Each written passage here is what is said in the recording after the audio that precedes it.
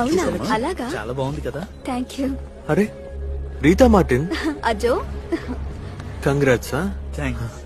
ఇంతకు ముందే పరిచయం ఉందా? అందరూ ఒకే కాలేజ్. అలాగా. ఆహా నీ కాలేజేనా?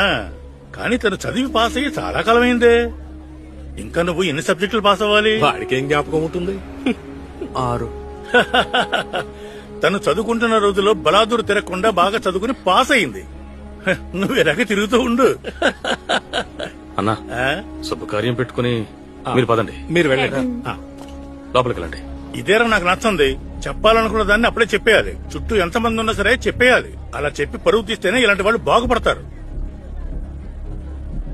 వీడినని ఏ ప్రయోజనంలే. వీడు ఇలా తయారవడానికి నువ్వే కదా కారణం. మీరు మీ అబ్బాయి గురించి మాత్రం మాట్లాడితే బాగుంటుంది పెద్దనాన్న. అజో ఏంట్రా మర్యాద లేకుండా మాట్లాడుతున్నావు? మీరు నాకు మర్యాద ఇస్తేనే నేను మీకు మర్యాద ఇస్తాను. సారీ చెప్పరా. మీ నాన్న కూడా అన్నతో ఈ విధంగా ఎప్పుడు మాట్లాడలేదు. సారీ చెప్పరా. సారీ చెప్పరా.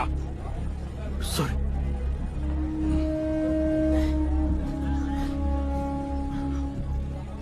కాలం పిల్లలకి ఏం చెప్పినా ప్రయోజనం లేదు. పిల్లల్ని అదుపాజ్ఞంలో నువ్వెవర్రా? వాడు ఏమన్నాడో విన్నావుగా. వాడు అన్న దాంట్లో తప్పే ఉంది. ఎవరి పని వాడు చూసుకుంటే చాలు. అలా అయితే నేను ఎప్పుడో కుట్టుండాలి కదరా. నాన్న వద్దు నాన్న. అయినా నా కొడుకుని కొట్టే హక్కు నీకెక్కడుందిరా? నీ గురించి ఆలోచించి ఆలోచించి నాన్న త్వరగా వెళ్ళిపోయారు తెలుసా. ఆ తర్వాత నాన్న పెట్టుకున్న షాప్ నేనే నీకు ఇచ్చాను. దాంతోనే నువ్వు బతుకుతున్నావు.